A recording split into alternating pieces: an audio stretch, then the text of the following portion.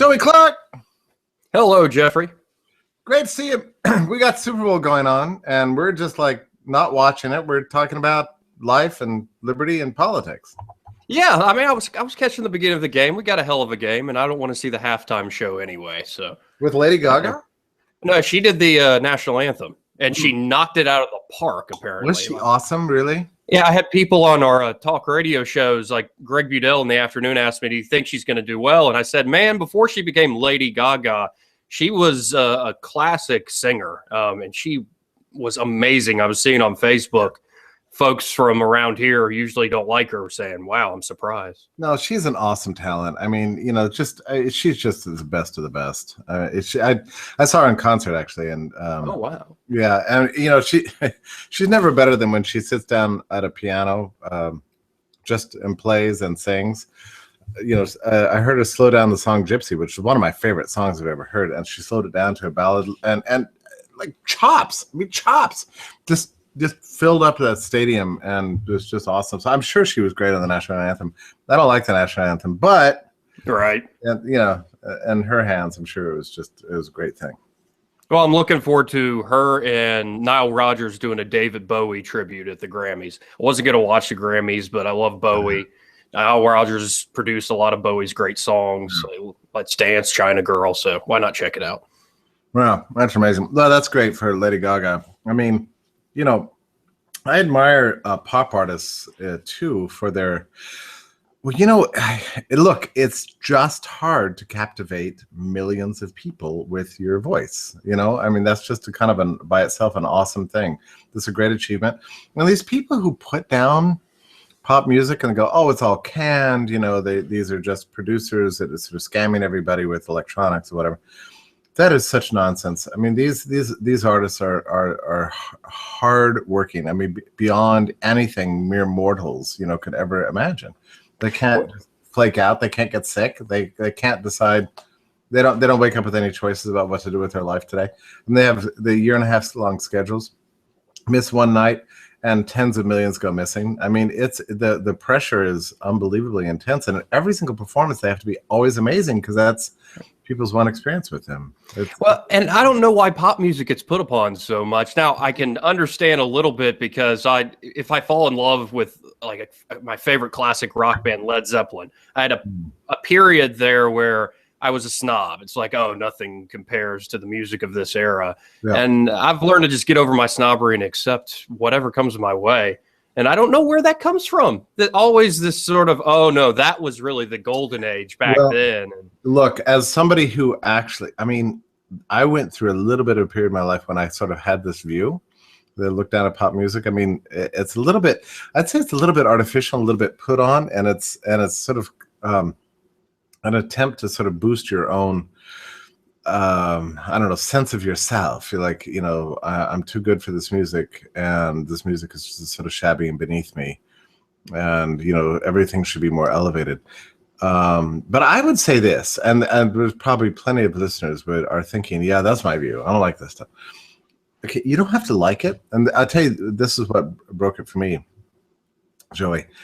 When I realized that that these artists and these music could not become epically transformative of the culture and hugely dominant and listened to by tens, hundreds of millions of people without there being some core brilliance. When I decided that that's probably true, I began to kind of like look for it. Like you don't have to like the music, but if you just try to find the thing in it that's awesome, like just try to answer the question, why is this amazing?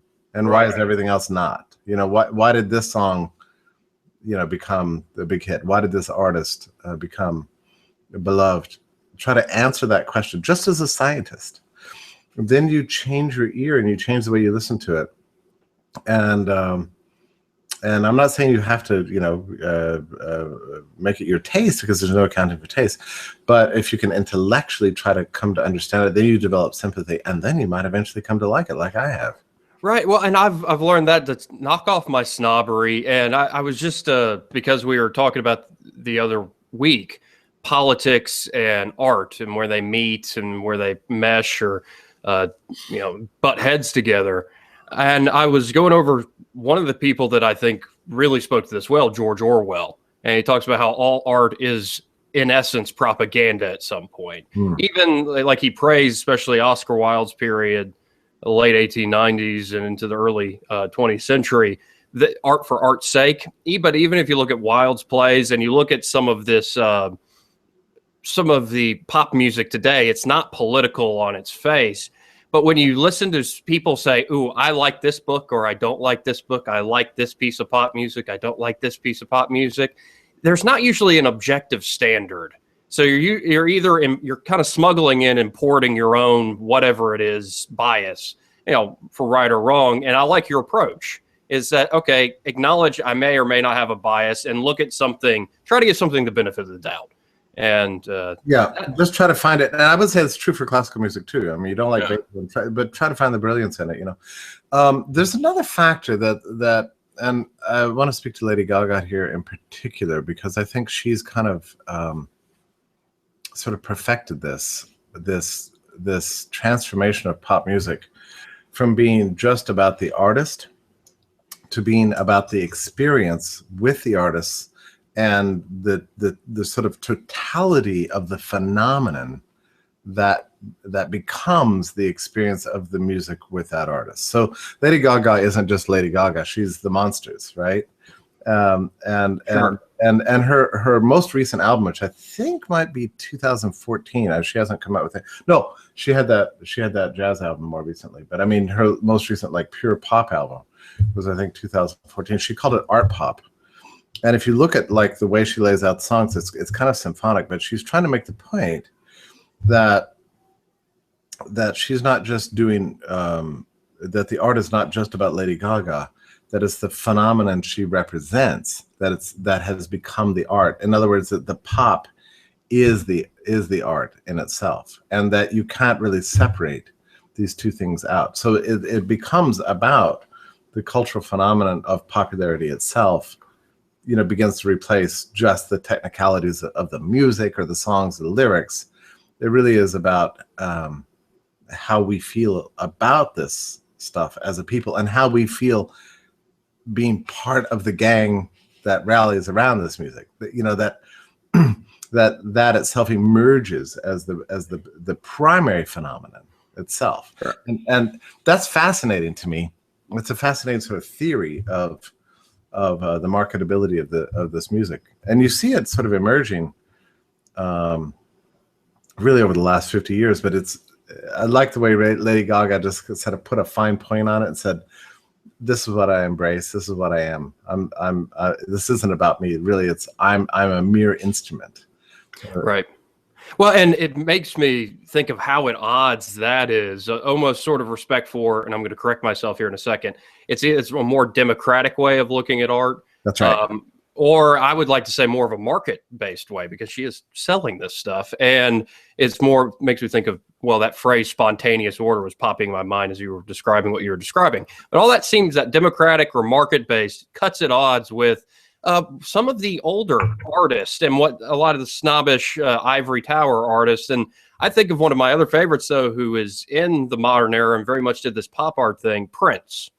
Now, Prince, but he was very much a snob, very controlling of his image and his music. And purposely, after he comes out with Purple Rain, the next album is purposely something completely different, just to screw with critics and his audience.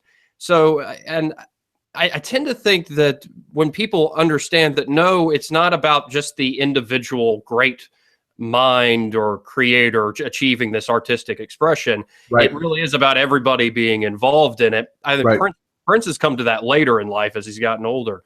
That's really where it's at. And that's why pop art and pop music in particular, it speaks more of a democratic market-based age, as opposed to the sort of, state-subsidized universities or artistic theaters, these sorts of things. I agree with that. When you said older artists who kind of cultivate a rarefied, isolated ethos, who would be an example of that? Well, I don't know. Oscar Wilde would do that with someone with his tongue in his cheek. But if you look at a lot of his quips, it was making fun of the public. and making fun of art critics. Which is funny because, well, I mean, look, you could say the same thing about Ayn Rand, right? I mean, she had a sort of disdain for the public, a disdain for the mass man, and everything, and yet nobody loved her popularity more than Ayn Rand, and she became very rich by selling books to the masses. And in fact, in Atlas Shrugged, she ridicules authors who don't sell books. Right. So it's pretty interesting. But you're right about Oscar, and yet, you know, he didn't come from an aristocratic lineage. He didn't. He wasn't educated at the best universities. You know. And his popularity and fame really grew out, well, his fame and his notoriety grew out of really populist approval. And it took generations, really, before he was introduced to the canon. Right. I mean, what? Yeah, before he was taken seriously as a writer. Well, and he became famous for just the way he dressed and the way he spoke in public before any sort of artistic notoriety. And there are people preaching against him from the pulpit when they said, well, Oscar, what do you want to aspire to? I think this is when he's at university. And he said, oh, for me to live up to my blue china. And this was considered just decadent and, you know, completely immoral. Well, and I think about this now, I'm like, you know, who cares? Like, how is that offensive? But it shows you how the ball has moved because of people like Oscar Wilde.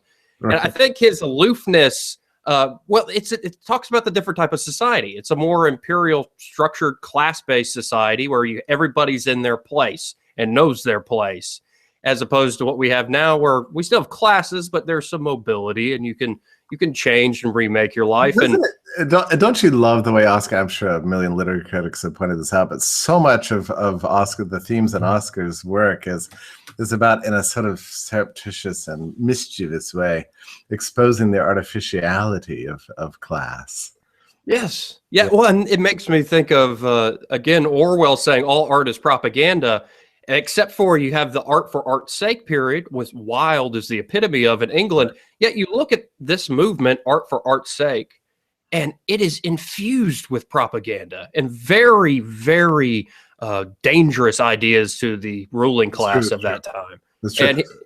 And he was a populist in practice. I mean, this is not T.S. Eliot. This is not D.H. Lawrence, you know, of the same period. You know, that sort of snooty eugenic, you know, sort of elitism. That really wasn't Oscar. I mean, he never stopped having fun, you know. Well, it makes me think of one of his sayings, and this is perfect. I like this. People, because I put on a pose, will accuse me of being pretentious and guilty as charged.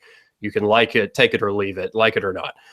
But I like this form of elitism, and it's in a single phrase by Wilde. We're all in the gutter, but some of us are looking at the stars. That's sweet. So, you know, we do all come from the same clay, but some people should get the notoriety for looking to the heavens. And you know, it's interesting when you look back in history. You know, we always. I mean, it's interesting that this whole subject has come up because there is this kind of snobbery associated with, I don't know, conservatism or something, which I don't think is left or right. I mean, it's that sort of elitist snobbery, which tends to be associated with social planning and statism. I think anyway. It long predates the modern period, but you know, it's funny because some of the most famous artists today among the elite set, you know, were in their times some of the most popular sort of rock stars. I mean, somebody like Franz Liszt, you know, I mean, this guy was, as a pianist in 19th century Vienna, was a rock star. I mean, like, people would follow him through the streets. You know, there's a famous story where he would smoke a cigar, he threw down a cigar, and some woman, you know, sort of grabbed it and put it in her brassiere and carried it around for years. You know, that's this kind of thing. And it was true too for Wagner, of course, and Rossini, of course, was just such an awesome, in Italy, you know, populist composer. And, you know, the Victorian novelists that we now associate with high literature were just popular novelists at the time. So, I mean, pop culture under a capitalist regime, and especially in the age of laissez-faire, the 19th century, you know, created the elite, what we now think of as elite culture. Well, and it's always that way. Oh, and if you can, it makes me think of the work of Thaddeus Russell, where he talks about how American culture, especially American art, would be nothing without Black culture. and especially from them and lower immigrant groups, so-called, lower, that they were really where all the action's at and the art is being created. But it makes me think of something like you mentioned Wagner. I believe people thought he was so good, and that people thought he was the devil. And this comes up time and time again. It makes me again think of Wilde. It makes me think of Prince, David Bowie. Prince is the devil. Fair enough. He might be. But here's the thing. They were just making art, expressing themselves or expressing some cultural populist movement, as you've put it. And as they're just doing their thing and they're getting popular, they don't really have any inherent political message. The political powers that be will come around and they will make something political about it. So with Prince, he has the song Darling Nikki. I knew a girl named Nikki. I guess you could say she was a sex fiend. I remember it well from high school. And Tipper Gore, of course, hears this. And now you have Frank Zappa and Dee Snider from Twisted Sister in front of a bunch of these, tight-assed congressmen, including Al Gore, congressmen or senators, I can't remember. And they're like, oh my goodness, do you know what you're doing to the youth? It's the same story every time. Do you know what you're doing to the youth? Just by expressing yourself freely. It's always been that way, and it's been that way probably, my mind just went back and ticked through a lot of history. And I'm just now remembering the case of Socrates, actually. Yeah, I was about to say since Socrates. I mean, it's always the same story, It's crazy, but part of the appeal of this kind of music is and pop culture in general is to be, a little bit edgy on these topics. And it turns out, the awesome thing about the human soul is it's not nearly as fragile as everybody tends to think it is. Well, and it's where art dies, and I think where creative writing and good writers die is on when they commit too much to a dogma. And I have to be careful of this myself because I do propagandize, if you will, for libertarianism. But I think once you get attached to a certain dogma, and in particular, a dogma backed up by authority, by law and force, I'll put it this way. If your ideas need to be forced upon people, they're probably fairly crappy ideas. And that leave the forcing just to the basic, crude political questions of the day, instead of forcing certain ideologies or art or any sort of expression on people. Well, I think you've just answered a question I was going to ask you, and it's a slightly challenging one, and it's something I think we all, sort of as public intellectuals, I guess you could say, have to deal with, which is exactly where do we stand on this issue of populism? I mean, so you and I are sitting here saying that there's a strange wisdom to popular culture, that even if the elite culture doesn't recognize it, that you need to sort of defer at some level and find the brilliance within the popular, because it's awesome. That it takes a special spark of genius to move the masses, to be able to attract 10,000 people to pay $300 each for a ticket just to become part of this art. And yet, Joey, and this is I'm just going to challenge you on this to see if you can make sense of it. Okay. Just last week, you and I were warning about political populism and its implications, and I'm increasingly convinced as a result of the Trump in particular, but Sanders to a lesser extent, the dangers of populism as it applies to politics.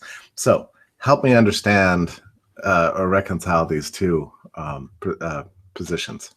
Well, if I can put in a nutshell what you just asked me, I would say that, okay, so you're asking the difference between, say, market and artistic populism compared to political populism, and why one is dangerous and one should be more deferred to. Well, I would go to political populism and say that it's constantly in search of conformity, and it's always about towing the party line. We can definitely see this around election time, that it becomes about what team are you on. It becomes about and as soon as you join one of these teams, and with politics especially, there's a bit of dishonesty to what you say. because you're going to give your team more the benefit of the doubt, and you're going to be very skeptical of the other team. Not everybody, but that tends to be the pressure. And if you look at places, I think of like Cuba under Castro's regime, or at any totalitarian regime, you're not allowed to make fun of the leader. So I think in political populism, there's always a element or threat of don't tell the truth, don't freely express yourself, don't actually have an independent mind. On artistic populism, you still get this conformity and these waves, but there isn't any political goal or objective necessarily. It'll have political spin-offs. And by political goal, you mean to extol the infallibility and glory of the leader, and then also there's the other side of it, which is let's gain power to punish our enemies. I mean, you go to a Taylor Swift concert, you don't see people lusting for blood against the fans of, I don't know, Rihanna. You know? Right. It's a purely positive thing, right? It's just right. Well, and I would say that the political goal is trying to attain, hold on to, and use power in the political sense. Very legalized force, as opposed to, okay, Rihanna's fans are going to propagandize, Taylor Swift fans are going to propagandize, and let the best propagandizer or the propagandist win in the end. And it's not a huge deal. I mean, it might have political spin-offs, like so if Prince or Oscar Wilde or somebody is singing openly about sexuality, if David Bowie's doing this gender bending thing, this sort of alternative rebellion. You don't have to rebel politically and say, I'm going to create a group, march in the street, demand change in my government. I can just be different, like the hippies were. Yeah. Okay. So, I mean, what you're saying is that the goals of the popular movement behind Justin Bieber or Rihanna, or whatever, are realizable without like total victory, right? I mean, you don't have to actually like seize power. You can just be a fan. Yeah. And that's its own reward. Yeah, the music is its own reward. It's its own. Well, there's in absence of prayer, I read poetry, and I just came across a great line. I think it's in a Percy Bysshe Shelley poem that if eyes were made for seeing, then beauty is its own reason for being. So I tend to think that that's exactly what's going on with these artistic populist movements. That they're their own justification, whereas political popular movements always are and instrumentalized to whatever the people holding power. Yeah, and artistic endeavors like this are sort of strangely scalable, like enterprise itself. Like, I have a friend who is super into, like, this is weird stuff, like post-serialism, like the most like 1940s and 50s style, extremist highbrow serialism, which is like a formula that you just rearrange the notes, 12 tones and everything, and spin them around endlessly. And like the stuff that became like extremely unfashionable in the 80s, but even in the 90s and the 2000s, he was still like dedicated to this.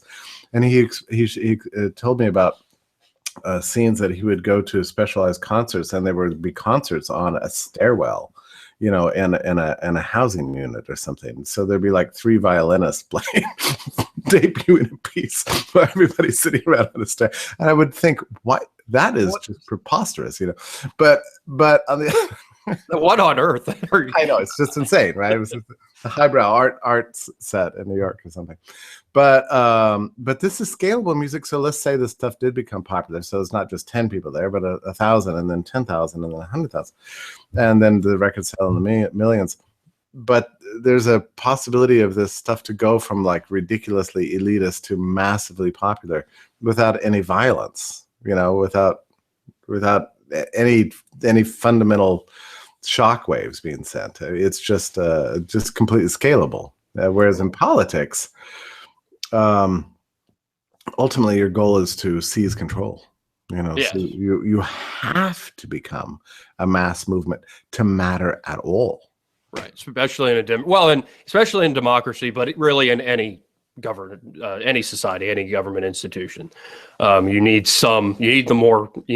most of the people on your side, at least the energetic ones. But it makes me think of pop art again. That we've been talking about art for its own sake, or the movement is its own reward. So you like Justin Bieber, you buy all his CDs or download all his music, go see his concerts, these sort of things. So that's great. And you probably wouldn't do it unless you actually like the kid. And then politics, okay, we're doing this more for the power, that we wouldn't be here unless we were trying to actually win something. But then I think of pop art, and it really splits the difference. So I believe his last name is Duchamp, the guy who Marcel Duchamp. Yeah, who he turned the urinal over on its side and wrote "R Mutt," or he went in, he just bought a ready-made shovel at a store and placed it in an art exhibit, and this is art. And it becomes art because it becomes a mass movement. There's a great, I don't know if it's still on Netflix, called Exit Through the Gift Shop Window. And it's about a guy who wanted to make a documentary. He was a weird, eccentric French guy. And he started following one of his friends around who would go and tag, do graffiti around the city. And he started filming all these guys at night actually putting their art together. And until the point where he runs across the famous artist Banksy, who's, world renowned. And Banksy actually stars in this documentary, his face obscured as always. And until this guy who's initially the documentary maker and filming all these artists becomes the artist himself, but he doesn't actually paint anything. He just copies. He'll copy, or he'll command a staff of painters to like do a variation, like take a picture of David Bowie, like from the Ziggy era, and we'll have it in pink, black, all these different colors, and that'll each be a different piece. And until the end of this documentary, he opens up this huge exhibit, and thousands of people in Los Angeles are coming through here, paying hundreds of dollars for what are essentially copies and bull crap. and like these graffiti artists kind of are looking at this guy going, who are you? This documentary ends up calling himself Mr. Brainwash. Oh. And so this gets to like, it's a whole other level to where, okay, we have political movements that are for power. You have the artistic movements that are for art. And then you get these sort of pop art movements that are just for a movement's sake. It's right. It's completely absurd. It's a complete simulacra. Well, and it's hard really to fit contemporary American politics into one of these categories, because it's mystifying me really. As you know, I'm paying attention now for the first time in 20 years. So and I can't sort of liken it to anything in particular, because it's not the same thing as Lady Gaga fans or Justin Bieber fans or fans of post-serialism, in music or any artistic movement. It's not even like sports. It's kind of like sports, but there is an element, and you might say, well, it's just a contest for controlling the government. True enough, but in American culture, there's something funny that's happening in politics, and maybe it's always been there, and I've just only noticed it. But there's an element of sort of reality TV about the whole thing. And I'm not sure just how serious it really is. I mean, if you listen to the commentators, and I've watched every debate. I mean, I've just become a fiend for this stuff. And we do tend to evaluate it as performance art, Joey. Yes. Right? Are we doing that? We're doing that, aren't we?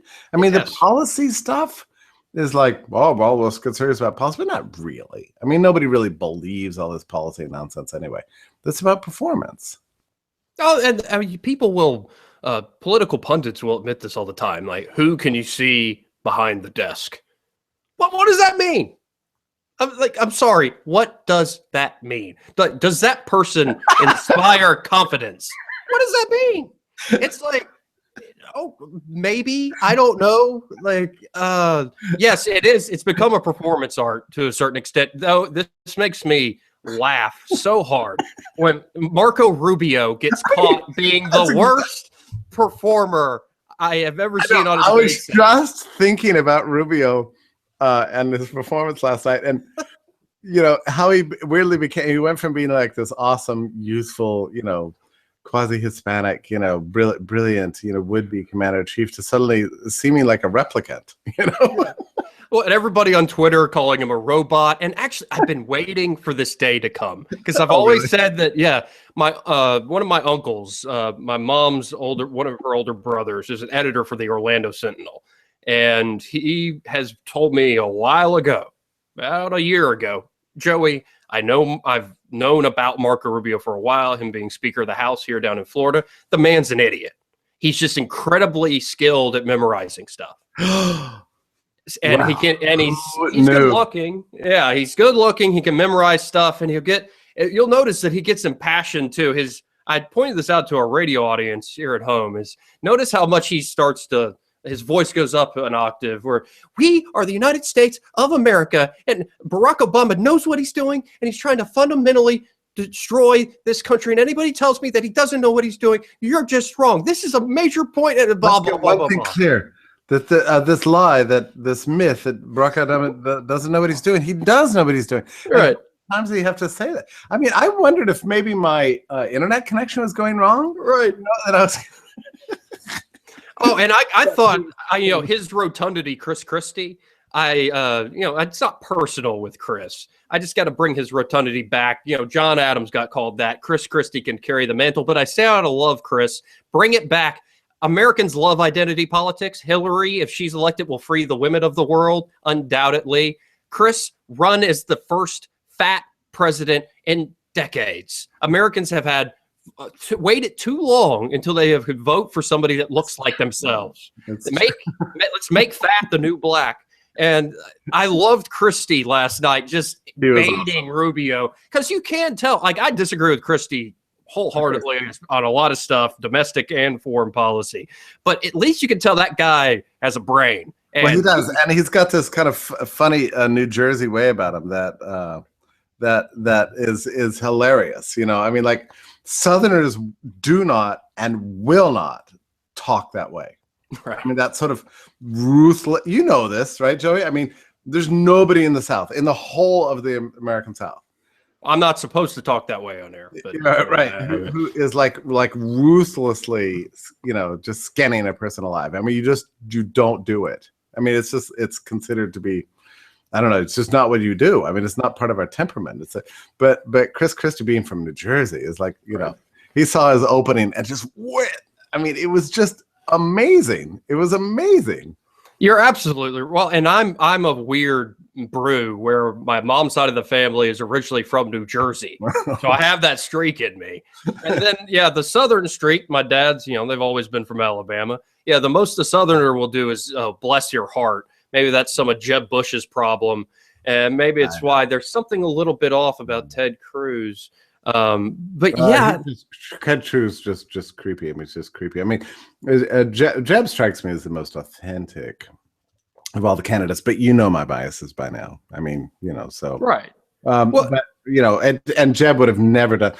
I mean, Jeb, it took him like 6 weeks or 2 months or 3 months or 5 months to finally, sort of realize that, he to finally say, look, I just can't stand this Trump guy. And I'm going to do something about it. I mean, it took him so long to arrive at that point. He's got the worst of two worlds. He's sort of a Rockefeller aristocrat plus a Southerner. Right. Well, and it seems in this cycle, nobody wants that combination. First, I've noticed a lot.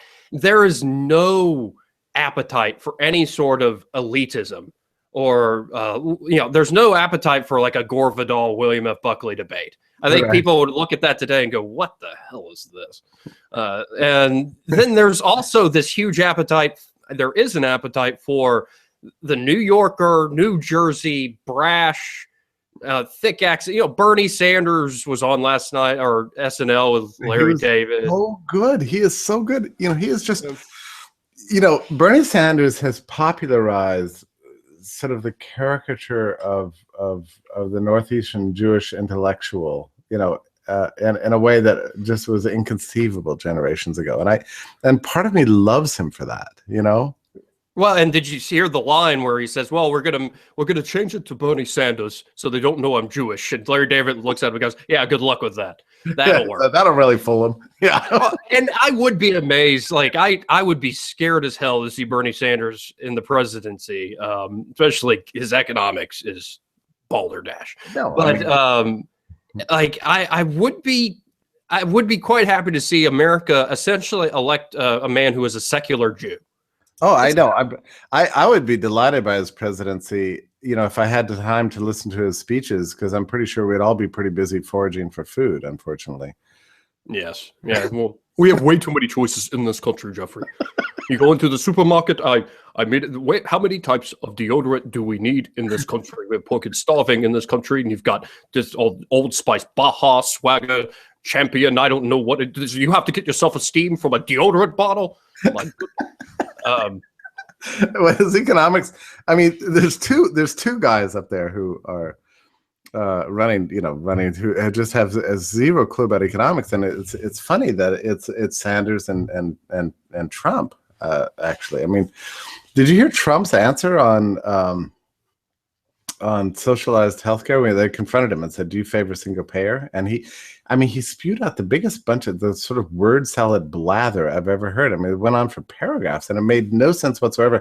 And it ended with the point that under his plan, we're going to prevent people from dying in the streets, which is strange because when I think about people dying for lack of healthcare,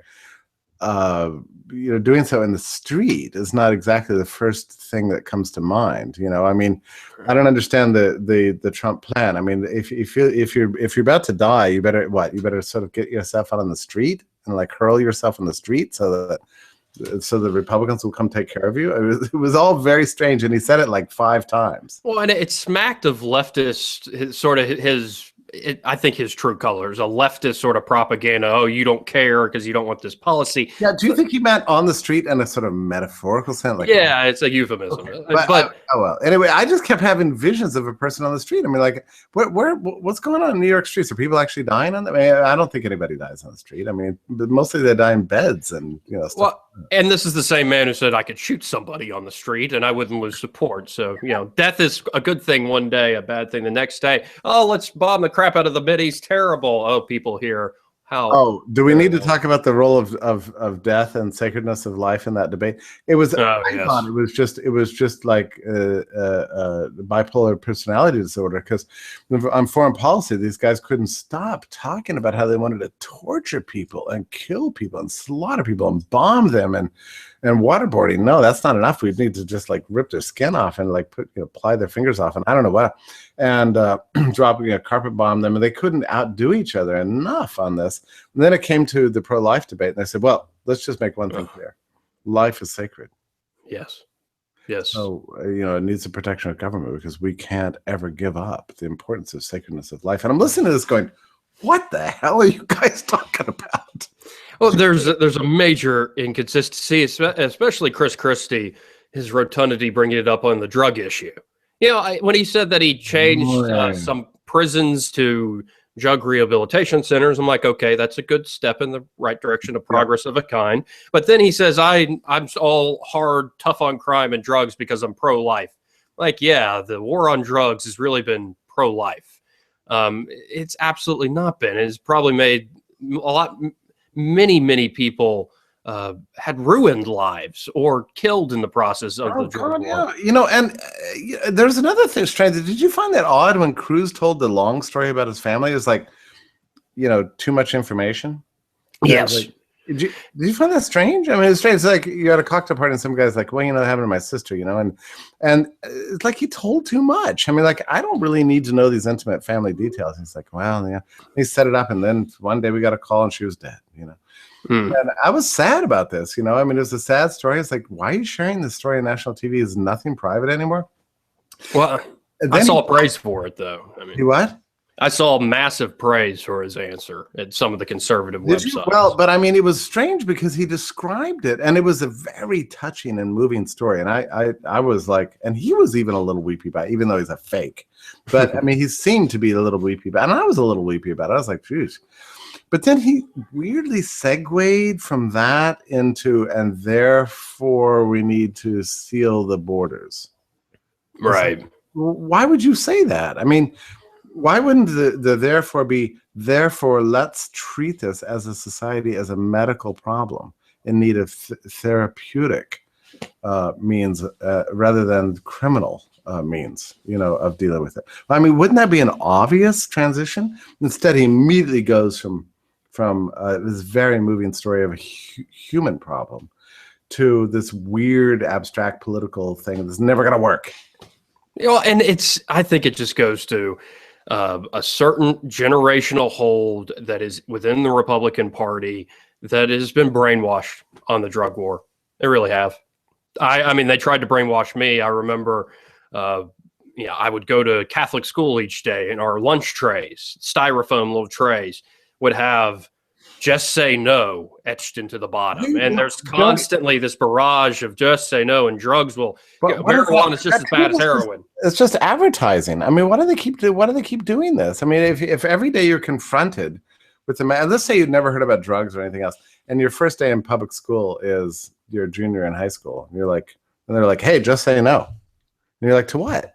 And it's to narcotics and drugs and pot and cocaine and methamphetamine. And your first thought might be, wow, this is pretty important to you, huh? Why is this so popular? I mean, what, am I just about to say yes? Was I just about on the verge of saying yes? I mean, what is this? I mean, it has the opposite effect on the human mind. I was about to say exactly that, is that, let's go back all the way to, if we're being biblical and good Christians, the beginning of time. How did the forbidden fruit concept work out? Okay. Did they eat it or did they not eat it? That's funny. Okay. And we had this group called Moms Against Drunk Driving come to our school, or come to Catholic when we were in high school. Drunk driving is obviously a horrific thing. Right. But Moms Against Drunk Driving, or MAD, decided to hand out koozies. And this shows how political movements, even ones that are noble in their causes, can lose all sense of irony and humor. They handed out koozies that said, "No beer in here." Yeah, what are you going to do with that? Yeah, we're going to go to a party on Saturday night after the, and we're going to put beer in there and hold it up proudly. Oh, no, see the blue stuff at the top? That's just Pepsi, Mom. No beer in here. And yet we keep having this. So I'm sorry. I think you're the first human being in the history of the world who's described God as the first drug warrior. So anyway, I'm still just kind of dealing with this. I've been reading too much Mark Twain and Vidal and Mencken and Wilde. Yeah, It's really fun. Yeah. But you're right. We're funny, aren't we? Why? It's the more efforts we make at saying no, the more the human population just wants to say, well, why not? Actually, shouldn't I find this out on my own? I mean, it's well, and this brings us full circle of okay, you can propagandize all you want for your thing. I'll propagandize if I so choose. I might just live my life quietly, but if I want to express and be in the public square, I'll do my thing. But there's always that person who comes up and goes, "No, I'm the one who gets to use violence," and say, I'm going to propagandize with the goal of control. And, it's always the problem. It's how I try to approach if I talk to kids about these issues. I've had recently a few kids, come my way. For some reason, they like to confide in me. And I try to talk to them like adults. Don't chastise them. Don't look down at them. Don't pat their head. So, if somebody asks you about drugs, it's like, well, there's a reason people take drugs, because they make you feel good for a little while. And then, you actually can explain, well, here's why adults do them. Here's why adults end up going mad often. And it's a culture around drugs in particular in this country. If the doctor gives it to you, you can take as much as you want, as long as the doctor says that's fine. But then these prohibited drugs, oh my God, all bad. Meth and heroin are just as bad as marijuana. We can't admit to this. So I haven't. I'm sort of avoiding looking into this too deeply, because I feel like I don't really want to know the answer. But there seems to be some relationship in the early 20th century between progressive labor reforms and sort of statism, central planning, social management, managerial state, the emergence of Leviathan, and the moral purity movement itself. there's always, there seems to be some interlocking relationship there. I mean, like, one of the reasons, and I have an article coming on this. The first part comes out really tomorrow. It's a complete article. By the way, I want to talk about this before we end this podcast because I really want to promote this article. Yeah. But I just finished the second part for next week, Joey. And it's about maximum working hours legislation in the early part of the 20th century. Maximum, like, you can only work 10 hours a day and 60 hours a week or something, 50 hours a week. And minimum wages, so there's a high hurdle to get into the workforce in place. And so much of this legislation was about eugenics, protecting, and it was directed against women in particular to stop them from working, because women are supposed to be domesticated and there to propagate the race. But it was also, there's this, like, and I didn't write about this because maybe I'm too squeamish, but there's this underlying kind of purity culture that they're worried about the moral corruption of the consumer commercial marketplace, that we have to keep people out of it so they won't, whoops, sorry about that, I'm just turning that off, so they won't be fundamentally corrupted. And so capitalism and moral corruption seems to be linked in this generation's mind. Yes, I was recently able to listen to an interview of Paul Cantor, who talks about Austrian and does literary criticism and analysis. And now you find that actually, and this is coming out in all sorts of different ways, you find that people will say socialism would work, or socialism doesn't work economically. We'll give you that, you capitalists and free marketers. But morally, it's on the high ground. And, if we could be better people and weren't so self-interested and just relying on our prudence, then socialism would work. Of course, that's not true. If you look at a lot of experiments, what people will do, people from market-based societies, individual rights respecting societies, are often much more generous than people who live under more collectivist-based or authoritarian-based societies. It makes sense. You're in a market-based society, you're used to getting your keep and making your way in the world by cooperating with people peacefully, as opposed to the other way. But I don't know. I find that there is a connection between the so-called art, excuse me, between, like, artistic movements and this socialist sense of, okay, let's use art as I know where I'm going now. That socialism is a rehash of Christianity. Excuse me for not getting there fast enough. That there is this sort of built-in original sin, that socialism imagines this ideal world where we could all be equal and just share everything equally and have the complete freedom to pursue our creative interests as we wish. But it's not really achievable. So we need power. Man is flawed, so we need power in order to make us better. Help us understand what's in our best interest, essentially.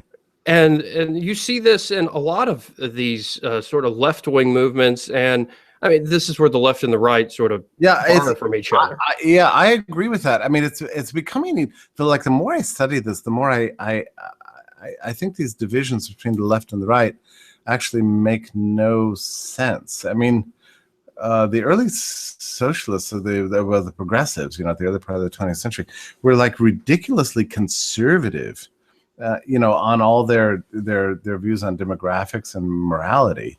And it's funny because a lot of them spoke like the family values movement of the 1970s, actually. Right. But they wanted to use the state, and they justified their visions using, pseudoscience, eugenics, and that kind of stuff. But basically, they wanted to revert back to a traditional social order that was hierarchical, centered on a family with an absence of choice for siblings, and with arranged marriages. And I mean, that seemed to be the vision that they were promoting, almost like a caricature of the Christian right, although they weren't particularly religious. But it's very strange. I mean, like, and I think we tend to think, maybe we don't, of the left today as being like in favor of having bad economic ideas, but otherwise being in favor of freedom. But that is not my read anymore of what the left did a century ago. I mean, they were against all forms of freedom.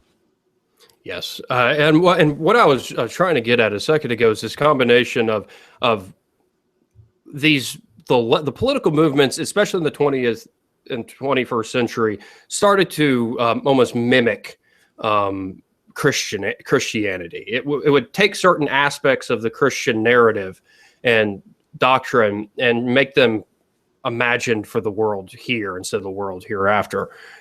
And they are, I think, tapping into this idea that I take very seriously about my own view of the world. I can't prove this, but I tend to think that our most important things in life are the narratives we tell ourselves. Oh, I think that's exactly true. Yeah. And that even, and I don't mean this to offend anybody, but even things that people believe wholeheartedly to be true, questions like God, or questions of deeply held political philosophy, that at the end of the day, it's part of a narrative. And you could almost look at it in an artistic sense, to where what iconoclasts, like a Wilde or a H.L. Mencken was less of an artist than, say, a Wilde. But what these artists who upset the current order reveal, and what the Puritan mindset and these folks who want to control are so worried about, because they know this deep down, is that at the end of the day, it is just a narrative. That, you know, maybe it is true in the hereafter. Maybe there is something bigger that you know, there is objective truth beyond just what we tell ourselves. But the way people behave doesn't seem like they actually believe that. They seem to understand that if this guy sings that song or writes that play or asks these questions in Athens, it's going to corrupt our youth. That it's always comes back to the narratives we're telling ourselves. And thus, even art for art's sake ends up having a political propagandistic element to it. But the trick is saying, okay, I admit this, and let's have it out in an open exchange of ideas, as opposed to what you just laid out, the left and the right, or whether I think monotheism does this, just my opinion, monotheism does this a great deal. It's always about submitting, free yourself by admitting your flaws or your sickness, and you will be free by then admitting and then serving some higher, greter power. What do you make? Listen, you follow this stuff very closely, and I was thinking about writing about this, except it turned out I had nothing to say. So that's why I'm asking you. What do you make of the evangelical support for Trump? And I think it's interesting because I thought I understood evangelicals as being primarily a religious movement that was attached to this idea of, you know, sin and redemption, and believing that our great leaders need to have a sort of a transformation of the soul. That we need to have evidence that, you know, our leaders are part of the chosen ones of God, and that evidence comes through admission of guilt and sin and surrender of your life to Jesus and that sort of thing. I thought that was kind of a core principle of the religious right. But now you have Trump openly saying, well, he's never asked God for forgiveness. I mean, he mispronounces, you know, he misidentifies books in the Bible. I mean, the guy is ridiculous, right? And yet right. You have Jerry Falwell Jr., you know, on the same stage with Trump, saying this is a great leader for America. So I don't really know what to make of this, and I bet you could deconstruct this better than I could.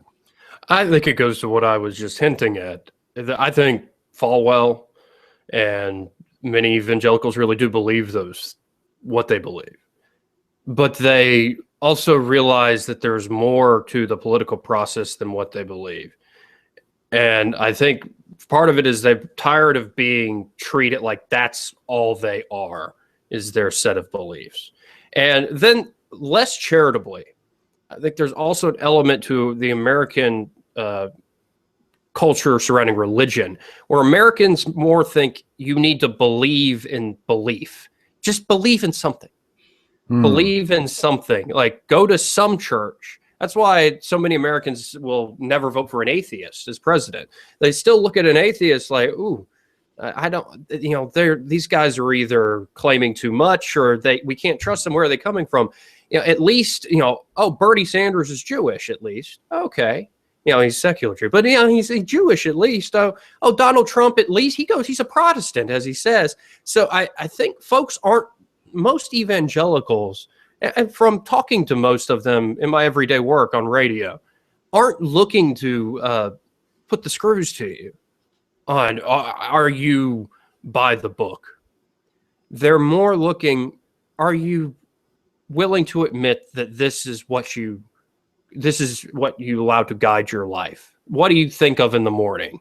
Where do you find solace? That's pretty vague. I mean, you have to, the test is whether you admit some possibility for the existence of God, that you have some vague sense of the faith as a driving force in your life, and that's sufficient. Well, and I think for the Christian right, it would have to be belief in Christ too. Yeah. Of course, yeah. Look at how the different monotheists who have state power react to one another. Yeah, and this is where I look. I've mentioned this in past shows and past conversations with you. So I respect the great religions of the world, especially from a historical perspective, and all the art and literary analysis and history, and so much they've brought to human society. But when they start to fuse with power, they forget these sort of humble traditions. Yeah. And this, especially in the Jewish tradition, this idea of constantly questioning and stepping back, saying, who am I to know?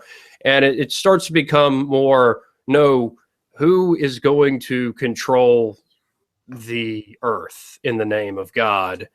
It becomes almost like realizing what should be in the afterlife here on earth. And of course, you've got all sorts of craziness going on with Islam. You have the Christian Zionists here in this country. You have crazy right-wing folks in Israel doing these sort of things. You have crazies that Putin is using in Russia, and all throughout that part of the world, there's, a resurgence of, white, nationalism or white supremacy mixed with Christian orthodoxy. It's just an old story. And, of course, I take the view of almost all those religions have good things to them, basic ideas that they share in common. But they're all, at the end of the day, in my humble opinion, narratives. That can't be proven true. That's the whole point and why they're called faith. And thus, if we admit this is why it's called faith, why don't we choose to believe in something better that doesn't lead to inevitable clash of civilization? Yeah, and I'm not sure entirely. This is a huge subject, Joey. How dare you? There's a lot of things. I like to drop bombs right at the end. I know. So we're not even going to go there. Especially when I can't back it up. No, it was awesome, and I would love to explore it more with you. Let's pick up on this next week if maybe we can. I love talking to you on Sunday. This is so awesome for us. This is a blast. It's just the best, and this hour just went by like I don't know what. We didn't even have a plan, and everything was perfect. So, thank you. So let me just say I've had my article. What I think is an important article on eugenics coming out in the morning. So I'll ping you first thing and send you the links, and I hope you'll just kind of give it a run through real quick. So how's everything going for you? Everything good professionally? You got anything you want to talk about? Anything? Oh, well, yes. I'm just saying I'm amazingly busy. Looks like there's promotion coming my way locally here at the radio. I'll be more overseeing the whole news talk station. I currently produce 2 shows on. The writing's going well, even though I don't necessarily always have the time to do it. I've been able to churn out at least 1 essay a week. And really, I love doing what we're doing right now. The more I do, the more I find I can do, and I want to keep building on that. So I need folks to be able to support me, though, more than just, family members and great folks like yourself. We got to get the people to check out my Facebook page, Joey Clark. Yeah. And just also, folks, I want to make this clear. If you find something I say absolutely bonkers, like just off the wall, oh, that kid is full of it and he's wrong, tell me. I appreciate that. Now, actually have some substance to it. Don't just call me a name. You can do that, but I'm going to ignore that. But actually argue with me. I enjoy feedback, positive or negative. So find me on Facebook, Joey Clark. Well, I'm excited about your role as a public intellectual and radio commentator. I think you're wonderful, and I find you just delightful to talk to. So thank you so much for a wonderful evening, and I look forward very much to next week. Likewise, Jeffrey. Good seeing you again. Take care, my friend. Bye-bye.